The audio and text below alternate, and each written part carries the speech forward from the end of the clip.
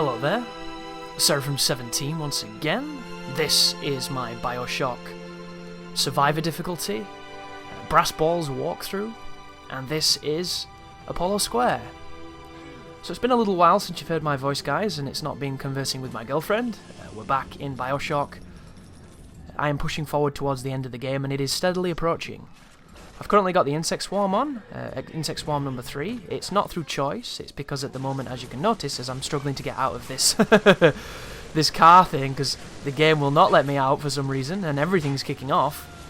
This is the part of the game where we're still being all trippy, and our plasmid is automatically shuffling. So you have no real control over the selection of it, and I'm about to make a really bad idea come to life here. So I'm thinking, oh, they're attacking the Rosie. I'll use this as an opportunity to put some big damage on her, and that's going to be profit, right? Well, there wasn't as many splicers doing this as I thought, and I end up saving myself into a really bad corner here. So I take my time, and then boom, she's on me. And then I realise, without being able to do what I need to do against a Rosie, this could be slightly more challenging than it needs to be. So I'm going to run away. And I'm going to get massive damage off the bolt there in the back. And I'm thinking, oh, I'll put electric gel on. Electric gel will work wonders. And it really does against the big daddies, but this is just not the fight that I wanted it to be, nor the fight that it should have been. So be careful against this particular one, 'cause I got bullied here quite a lot. But here is the electric gel. It's incredibly good at stun locking the big daddies.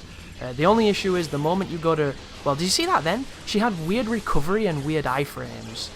Where I say iframes, she had weird uninterruptible frames, I should probably say. But put some pain on her, hit her with some of the crossbows, swap to the shotgun hopefully to put the stun on her. There's the stun, you can see her leaking. I'm going for the kill because I've got standard buck on. There's the screen going all crazy with all the blue stuff.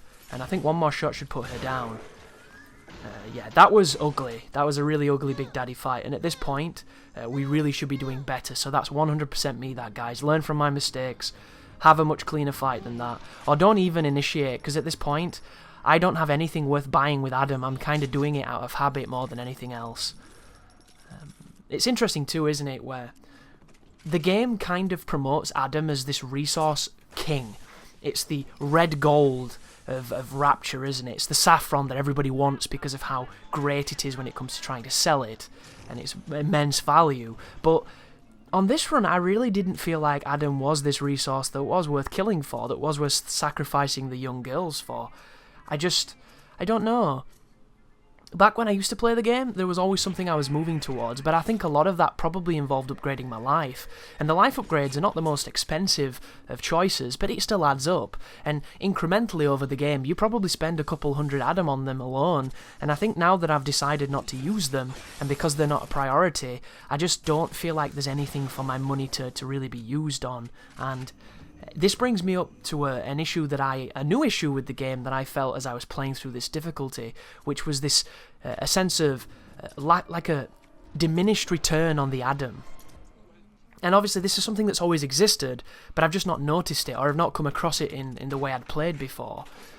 Which is, of course, the idea that a game gets easier as you go further into it. So at the beginning is difficult because you don't have the equipment, you don't have the experience, and then as you gradually progress, it becomes easier and easier and easier because you improve as a player and your character improves as a warrior. And there are two sets of thinking when this kind of mechanic or this kind of game design philosophy is spoken of, in my experience. The first of which is what Bioshock has done. An incremental series of improvements until towards the end of the game you are empowered and powerful. The other is the converse of that. It's the idea that a game, as it progresses, should get more difficult. So regardless of how you improve as a player, and regardless of how improved as a character you become, the game constantly puts you in situations that make you uncomfortable and force you outside of said comfort zones. And I'm not too sure which one I prefer. It's an interesting dialogue. I like a combination of the two. The plaza coming up here has a lot of turrets. You want to use them to your advantage if you can. And you also need to be aware that the plasmid changing is kind of useful. Because notice how I didn't have Electro Bolt and then it gave it me? I don't know if there's a set sequence of different moves that it goes through, but I feel like the game is quite generous with what it selects. It kind of understands what kind of spot you're in, it leaves you in the shit a bit, and then it comes through for you. So get the turret on your side, push forward, use the cover, and just play the game as intelligently as you can, because at this point, I can't really tell you how to play. You're already a Bioshock player, you've already cut your teeth on the game's mechanics, you know what you're doing, it's just a case of surviving, and at this point, you've survived way worse, so I'm certain that you've got the chops to do it. As the enemy triggers, and we get some bots to go in and molest him with machine gun fire. But a combination of the two mechanics, I think, is perhaps the best way to do it, but it's also the most challenging. You'll notice that a lot of games that get praised for having consistency generally do something quite simple. Like, a game that is very difficult. What is a difficult game to you? You know, if you go on any of the media sites right now, they'll tell you that Souls games are difficult. They'll tell you, you know, things like, maybe they might mention Ninja Gaiden or things like that, like Devil May Cry's, but they generally get forgotten in this day and age of gaming, and everybody talks about Souls games, even though I think if you've played them yourself, you'll know that it's a bit of a misnomer. They're challenging games, but they're only challenging because they don't strap a neck collar on you and force you around the carnival ride, like a lot of games do. If you were to look at a Souls game for difficulty, the difficulty of the Souls game is very simple. It is a system that is forced to punish the player. Every single action you take can have grand repercussions. You are generally slower than a lot of your opponents. You generally take more damage than a lot of your opponents. You generally can't attack as frequently as many of your opponents. It's all very primary, binary things, and it's consistent from start to finish. That is a difficulty that a lot of people will usually compliment, and I would in a lot of ways too, but it's also very simple. The trick to true difficulty, in my opinion, is hard. And it's hard because it involves a lot of effort and a lot of tweaking. Some of the best difficulties you've probably played are the ones you didn't realise because you were too busy surviving. But a lot of those difficulties can be, when you lay them down on paper and you analyse them, rather simple. Look at Evil Within Akumu difficulty. This is a difficulty that I made a very successful walkthrough for. A lot of people used it, a lot of people thanked me for it, a lot of people had success. That was a game that everybody would agree is pretty challenging. There's those people on YouTube that'll tell you it's easy and they've never got gameplay to back it up, but they exist because such is life. That is a game that everybody looks at as being kind of difficult, regardless of if you think it's insane or if you think it's just mildly vexing. There is a measure of difficulty there that I think a lot of people will respect. But you know, if you look into the difficulty, what did they do? They made it so you died in one touch from next to everything, and that's almost all they did.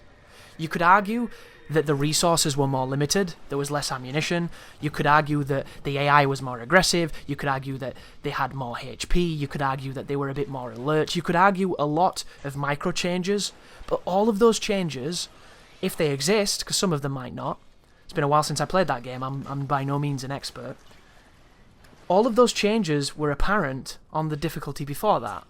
So the incremental sweep upwards to Akumu difficulty was arguably more interesting than Akumu difficulty, because all that one did was take the previous settings and add one-hit kills to it. But nobody talks about Survivor, which had all the meticulous thought going into separate aspects of it, and everybody talks about Akumu, which was just literally a slider that said, if you get touched, you will die. And that, to me, is a difficulty that shouldn't necessarily be celebrated, even though it's the one a lot of people will talk about, because that's easy, guys. Putting that modifier in a game is not difficult to do, but the implication in the gameplay is massive, because there are some games that aren't designed to be that way. Like, look at Bioshock right now. I'm in a toilet, I'm getting attacked on two flanks, I'm moving around with my crossbow, I'm taking a few hits, I'm tanking them because I know I can. There's a turret having a go, I'm looting, I'm not really in any kind of stressful situation. How many times has that turret hit me? Maybe 5 to 10 times, maybe more? Imagine if this was Akumu difficulty? Now that would be insane. But would it be good difficulty? Probably not, because this is a game where you are designed to take hits. And you can tell this from the very beginning of the game. You know when you're attacking the first splicer and he does that feigning damage where it looks like you've knocked him back and then he spins and hits you? Every part of his design is to hit you. It's to make you think you can stun lock him and you can't, and then he strikes you back. And that's a common theme throughout this game. Think of a Rosie. How many times does a Rosie hit you when you're behind cover? It happens a lot, doesn't it? You're kind of like, Jesus Christ, she's really accurate. How's she doing this? She's a magician. She's wanted. You know, she's curving bullets, the bitch. Even if it is a she, I'm not sure. Imagine one-hit kills. This game implements something that I think is really, really nice, and it's an addition to the game more than the difficulty. And that is a safety blanket of immunity before dying. So if you take a big hit on this game, you will hear that noise. Very iconic noise. Every time you take critical damage, it's the same noise. It'll be a very unique noise, and then your character will kind of be like, oh! He'll do his little, his injured noise or his cum voice or whatever you want to call it. And that tells you that you are next to death. But you will not die at that point, because the game will save you. Even if technically, if you were to look at the number variables, the damage you received was probably higher than the threshold of your life. Definitely me, because I haven't upgraded it. So if it wasn't for that buffering that you get, that nice little taking away of that damage to keep you alive and give you a chance, you would die so quick on this game. You would die so fast, it would oftentimes be difficult to know what killed you. And I think that's a great touch, because it doesn't give you like blanket immunity for 10 seconds, it gives you a second or two of a moment where you cannot be killed so that you can quickly heal.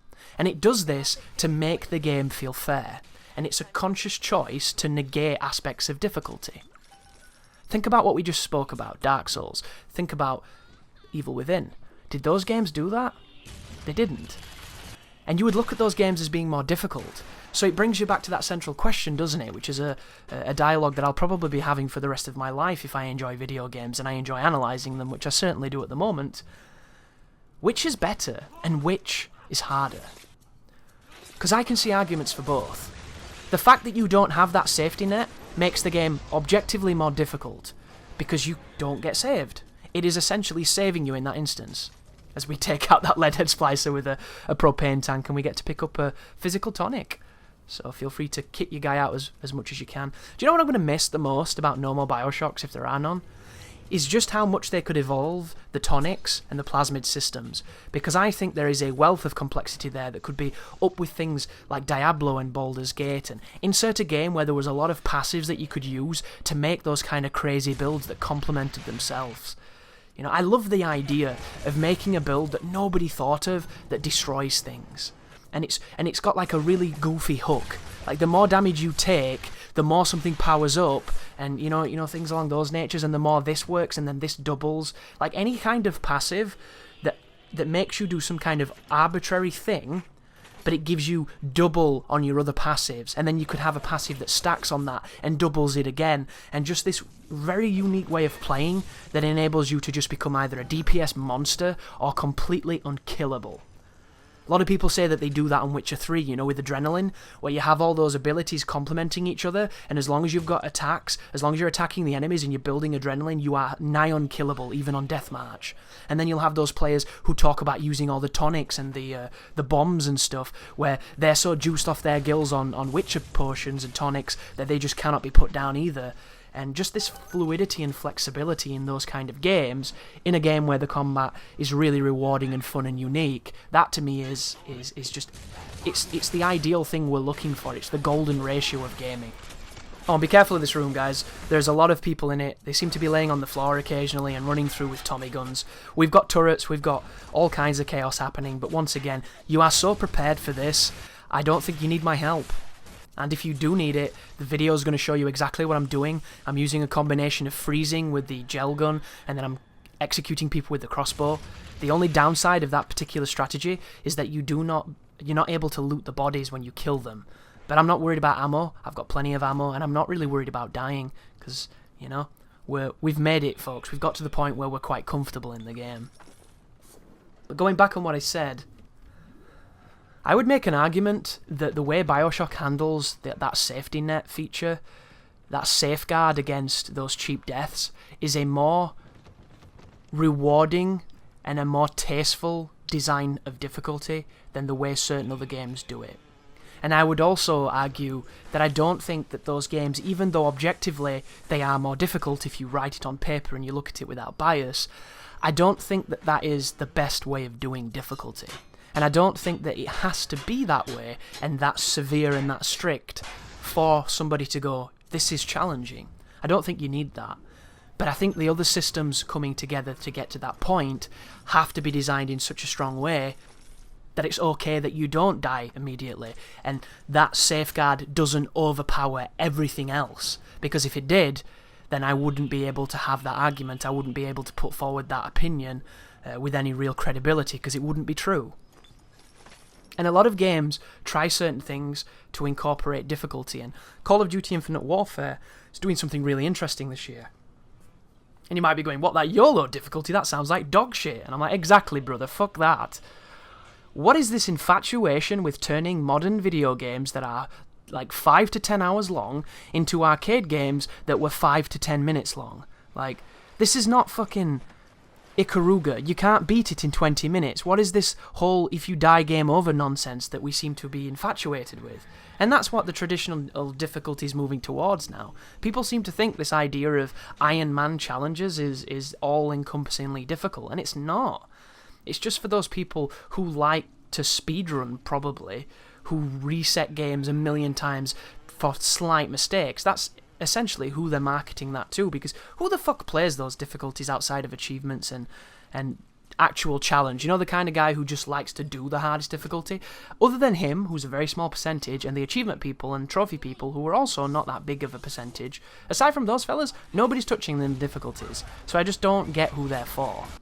But the specialist difficulty, I think, sounds great. I've not played it, I can't speak of its merits, but from what I've read, the game takes away the ability to auto-regenerate, and it means that you have to use these stim packs to stay alive, and you have to pick them at the beginning in your loadout, which takes away tools, so you can't have certain pieces of equipment. You have to pick heals or you will not be able to heal. So immediately, you're sacrificing things just to stay alive, which always makes games more difficult because it's closer to a challenge run. Be very careful here, guys. A lot of splicers, very aggressive, but you're so powerful at this point, you probably aren't worried.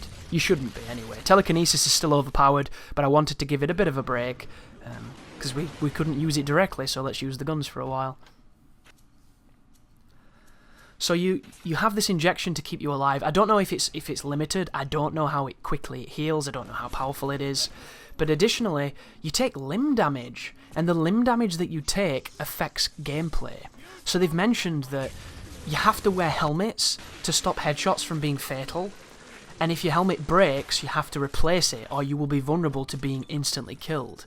And they mentioned that if you get shot in your arm, it can affect your ability to ADS. If you get shot in your gun hand, you will drop your gun.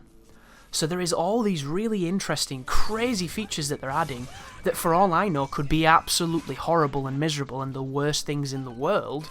But at this moment in time, I've never played a game like that. I've never come across a difficulty that did such things like that. And as long as the game isn't every enemy is, you know, like Titanfall 2, where every enemy reacted instantly and shot you immediately and they were really accurate, and all the times it was just like, wow, they fire really fast. If it's like that, it's going to be miserable. And one of the parts of the PR said there's a new leaning feature, which is not a new mechanic. PC games have had it for ages. I remember doing it on Fear back when I played PC games, like tilting around the corners and what have you. And it's a dynamic leaning mechanic where you go up to it and it does it automatically. It's context sensitive. And that's the way you're meant to play, bobbing around corners and not like showing any part of your body so that you're the smallest possible target. And my first instinct was like, fuck that. I'm not playing like that. But I know if it's utter bullshit and super, aimbotty, veteran COD 4, COD 2, World at War, then that's exactly what I'll have to do. And I have no idea if that's going to be fun, guys, and when I get that game I'm going to stream it so you can watch the practice run and you'll see how difficult it is. But I'm afraid that I'm not going to be able to start on Specialist, which is really going to bug me. Because starting on a lower difficulty is the most annoying thing in the world for a guide maker like me. Because I like to do a practice run, and what is the fucking point in doing a practice run on an easier difficulty? All you're doing is fluffing my ego, and I don't need that, because when I get to the harder difficulty, you're going to see me smiling all innocent and pop my delusions of grandeur with one quick up the bottom and then finish in the mouth like a gentleman.